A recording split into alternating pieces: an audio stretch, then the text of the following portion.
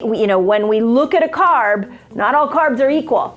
I would way rather, if you're gonna step out of ketosis, I would way rather have you eat a banana than eat a candy bar. Those two are not going to equate to the same cortisol response in your body. Pioneer in the fasting. Do a long fast one day, your blood sugar going up and down. We're in it together. Dr. Mindy here, and on this video, we're gonna talk about one of the worst hormones for your fasting efforts, and it's cortisol. And you may be spiking it and you don't even realize it. So I wanna show you all the ways you may be spiking cortisol, and let's work on balancing it out so you can finally get a result with your fasting efforts.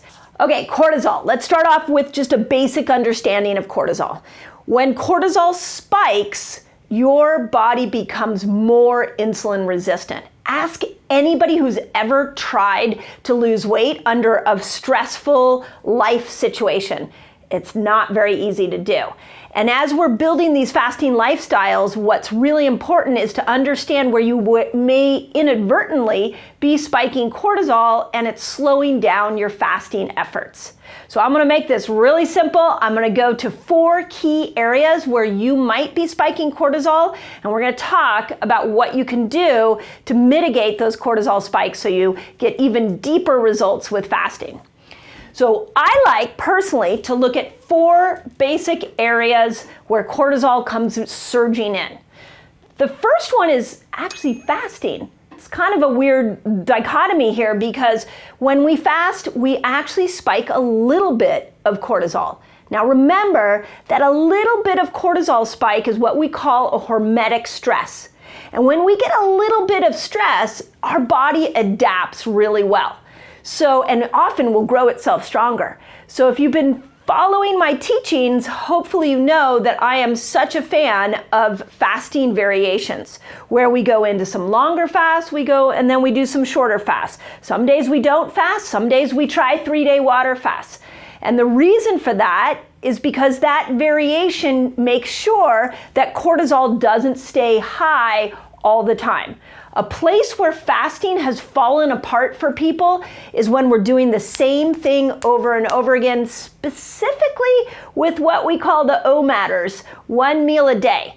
When you go into a fasted state greater than about 13 hours, cortisol is gonna start to rise. So if you're doing that every single day, your body actually thinks every single day it's being chased by a tiger, and it will eventually catch up with you and make it very difficult to lose weight and to get a deeper healing response.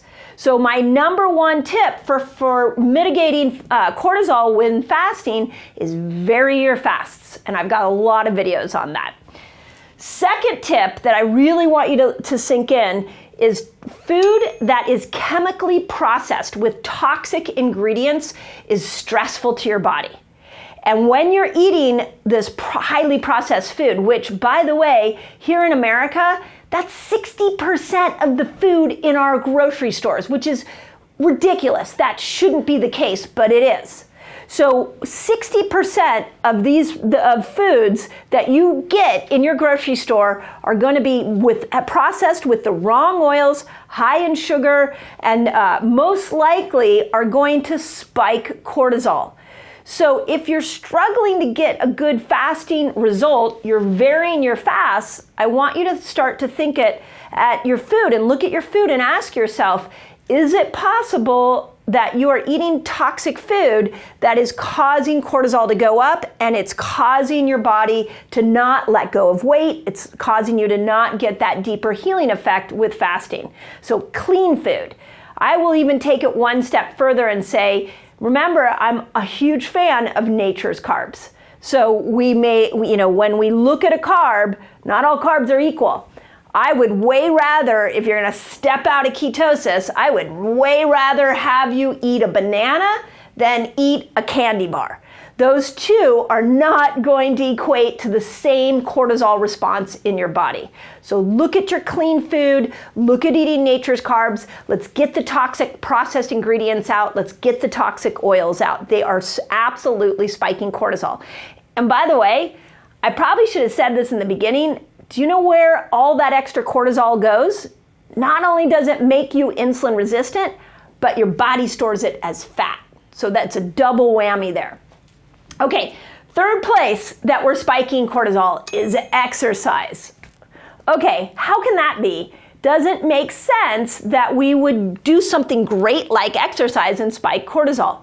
Well, when we're pushing our body and we're going on long runs, and I'm not saying that this isn't the right thing for you to do, I just want you to think this through. When you're pushing yourself metabolically through exercise, whether it's CrossFit or a hard workout at the gym or a long run, you want to make sure you've got some recovery days. Because you're going to come in with a strong cortisol response in your body, and again, we're going to start to see challenges with what you're doing with your fasting effects. So let's make sure you're varying your exercise. So go ahead and push it hard, but then do you follow it up with recovery days? Do you follow it up with yoga? Do you get out and just walk in nature and get out and just enjoy the sun? Every workout doesn't have to be a killer workout. And I am saying this as an ex-competitive athlete who used to work her fanny off all the time pushing cortisol, and it eventually almost broke my body. I had to come and look at exercise variation just like I look at fasting variation. And then the thing we always think about with cortisol is our mindset. And this is really, really true. And this is coming from the deepest place of my heart to you all today, is that when we start to build a fasting lifestyle, mindset matters. If you are fasting and eating toxic food and exercising a whole bunch to hopefully lose weight, and you're sitting at home thinking negative thoughts, watching the news, talking to other people who are negative, you're getting a mega dose of cortisol, and you will never lose weight. You will never get the health you want. We have to start looking at our mindset when it comes to healing. So ask yourself, how are you talking to yourself? Are you saying start with yourself. Are you saying kind things to yourself? What are you reading? What kind of input is going in? What are you watching? Who are you talking to? If each one of these environments is negative, you're going to be negative in your mind. And when you're negative in your mind, talking to yourself poorly all the time, or a majority of the time, cortisol is going to spike. With this one, for me, I feel like it's like a pebble in your shoe. It's there, it's irritating, you might not notice it, but when you remove it, all of a sudden you realize how much better you feel. So the greatest way, in my opinion, to change your thoughts is to start listening to people who are positive, hang around people who are forward thinkers, turn off the TV, start reading things that inspire you, immerse yourself in a positive environment. So I've never done a video like this before, and the reason is because I didn't necessarily know what you all needed and where you were getting stuck with fasting. And recently, a lot of you have given us the feedback that you're doing all the things. You're doing all the right things, and you're still not getting the result you want. So let's look at cortisol. Follow those 4 things that I just talked about. The hardest one is going to be this one. You might need a vast toolbox for it.